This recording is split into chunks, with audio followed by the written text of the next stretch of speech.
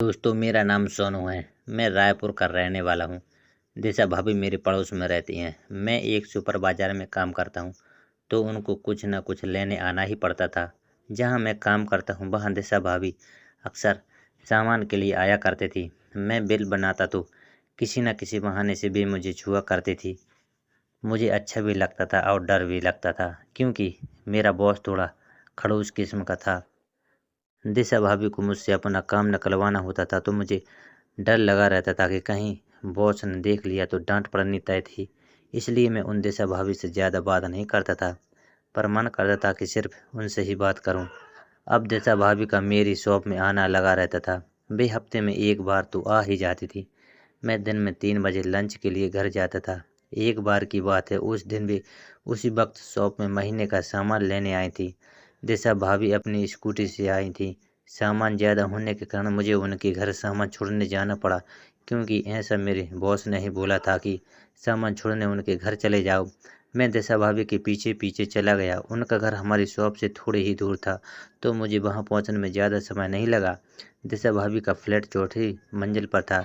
Lift में सामान रख कर मैं और दिशा भाभी लिफ्ट में चढ़ गए।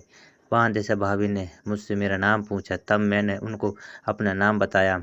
उन्होंने मेरा हाल चाल पूछा, कहाँ रहते हो। यह सब चल ही रहा था कि तब तक उनकी मंजिल में हम दोनों पहुंच चुके थे। मैंने उनका सामान उठाया और घर के अंदर ले गया। उन्होंने मुझे हाल में सोफे पर बैठने को कहा। वह अंदर किचन में गई और मेरे लिए एक गिलास पानी ले आई। मैंने पानी पिया और उनसे कहा, अब चलता हूँ, मुझे लंच के लिए जाना है। यदि देर हो गई तो बॉस डांटेंगे। उन्होंने मुझे अपने घर में ही लंच का ऑफ़र किया। मैं वहाँ से मना करके उठने लगा, तब उन्होंने मेरा हाथ पकड़कर कहा, पहली बार आए हो, कुछ खाकर ही जाओ। मैंने उनसे कहा, अगली बार कभी जब आपके घर आना हुआ तो ज़रूर खा लूँगा। दिशा जी अभी इजाज़त दीजिए।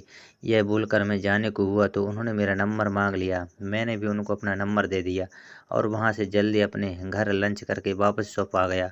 उस रात मुझे एक अनजान नंबर से व्हाट्सएप पर मैसेज आया। मैसेज गुड नाइट का था और अच्छा सा संदेश था। मैंने प्रोफाइल देखी तो यह वही दिशा भाभी थी। मैंने भी गुड नाइट विश कर दिया।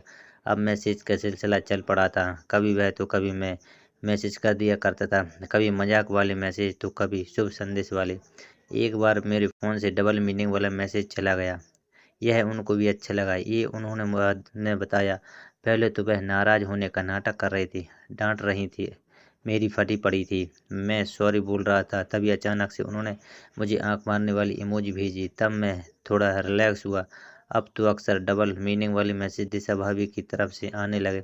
धीरे धीरे हमारी अच्छी दोस्ती हो गई। वे भी अब खुलकर बात करते थे। दिशा भाभी अपनी सब परेशानी मुझे बताती थी। एक दिन की हम दोनों के बीच मैसेज से कुछ बातचीत हुई। दिशा भाभी, सोनू तुम्हारी कोई गर्लफ्रेंड है? मैंने बोला, नहीं दिशा भाभी, काम से ही नहीं मिलता, मैं कहाँ लड़की पटा पाऊंगा। दिशा भाभी बोली, झूठ मत बोलो, तुम इतने स्मार्ट हो, पर्सनालिटी भी अच्छी है, कोई तो ज़रूर होगी। मैंने बोला, नहीं दिशा, सच कह रहा हूँ, आपसे क्यों छुपाने लगा, अब तो मेरी आपसे दोस्ती हो गई है। दिशा भाभी बोली, दोस्त मानते तो तुम मुझे भाभी नहीं बोलते। मैं तो दिशा जी, आपको भाभी बोलने की शुरू से ही आदत है। आप ही बता दो कि आपको क्या बोलना है। दिशा भाभी बोली, मेरा नाम ले सकते हो, उम्र में बड़ी हूँ तो क्या हुआ, वैसे भी हमारी दोस्ती तो हो गई है ना। मैंने बोला, ओके दिशा जी। दिशा भाभी कहने लगी, मुझसे बताओ ना, गर्लफ्रेंड तो होगी तुम्हारी। मैंने कहा, नहीं है दिशा जी, सच में। दिशा भाभी कहने लगी, तो कोई पसंद होगी तुमको? मैंने बोला, आप ही पसंद है, तभी तो आपसे बात करता हूँ, आपसे बात करके मुझे अपनापन महसूस होता है। दिशा भाभी बोली, अच्छा जी, तो मैं पसंद हूँ तुमको? मैंने बोला, जी दिशा। दिशा भाभी बोली, मुझ में क्या अच्छा लगा जो शादीशुदा लड़की पसंद आ गई तुमको? मैंने कहा, आपसे बात करके आपकी आदत सी लग गई है मुझे, कब आपसे लगा हो गया पता ही नहीं चला। दिशा भाभी, अच्छा जी, बड़े सुपरउत्तम हो तुम, मैं आपको बुरा लगा तो सॉरी दिशा। दिशा भाभी फिर से, दिशा मुझे भी तुम अच्छे लगे, पर जब तुमसे दिशा सुनती हूँ ना तो फीलिंग ही बदल देते हो तुम। मैं तो आपको भी मैं पसंद हूँ क्या? दिशा भाभी बोली, हाँ आई लाइक यू। मैंने भी आई लाइक यू टू लिखा। हमारी चैट रात 2 बजे तक चली। अगला दिन रविवार का था तो मुझे कोई चिंता नहीं थी और सच बोलूं तो समय का पता ही नहीं चला। उस रात उन्होंने मुझे बाहर अकेले में कहीं घूमने चलते हैं बोला। मैं भी राजी हो गया। हम दोनों ने एक कैफ़े में मिलना उचित समझा। रात में ही हमने सब तय कर लिया था कि किस कैफ़े में मिलना है। अगले दिन तय समय पर मैं वहां पहुंच गया। मेरे आने के 10 मिनट बाद दिशा भाभी भी आ गई। मैंने और दिशा भाभी ने आखिरी वाली टेबल चुनी और उधर जाकर बैठकर बात करने लगे। दिशा भाभी ने हुक्का ऑर्डर किया और स्नैक ऑर्डर किया। मैं आपको दिशा भाभी के हुस्न के बारे में तो बताना ही भूल गया। गोरे रंग की दिशा भाभी एकदम नशीली आंखों वाली थी। जैसा कि आप लोग जानते हैं कि बंगाली लड़कियों की आंखें कितनी सुंदर होती हैं। दिशा भाभी ने आज फिटेड चूड़ीदार सलवार सूट पहना हुआ था जिसमें दिशा भाभी कयामत लग रही थी। हम दोनों तय जगह पर मिले। हम दोनों ने नाश्ता किया और हुक्का पिया। उस दिन दिशा भाभी ने मुझे गले लगाया और कहा, सोनू मैं तुम्हारे साथ बहुत खुश हूँ। मुझे ऐसा लगता है कि मैं तुम्हें हमेशा से जानती हूँ। मैं भाभी की बात सुनकर भावुक हो गया। मैंने उन्हें और कसकर गले लगा लिया और कहा, मैं भी भाभी, मैं भी आपके साथ बहुत खुश हूँ।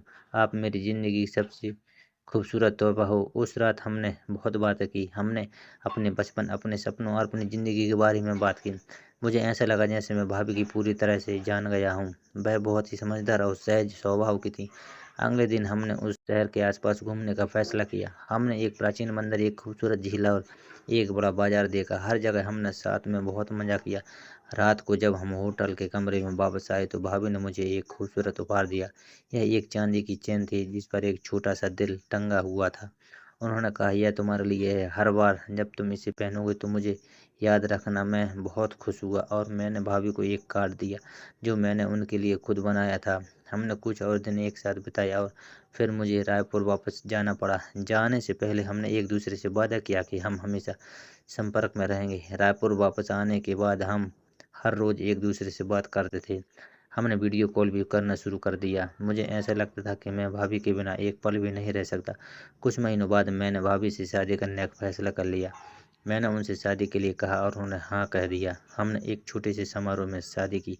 हमारी शादी के बाद हम बहुत खुश रहे। हमने एक साथ एक घर खरीदा और एक बेटा भी हुआ। मैं अपनी ज़िंदगी में बहुत खुश हूँ। मुझे कभी नहीं लगा था कि मैं इतनी खुशी पाऊँगा। तो दोस्तों, यह थी आज की कहानी। अगर आपको मेरी कहानी पसंद आई तो कृपया मेरे चैनल को सब्सक्राइब करें और घंटी दबाकर सभी नोटिफिकेशन चालू कर लें ताकि आपको अगली वीडियो की सूचना सबसे पहले मिल सके।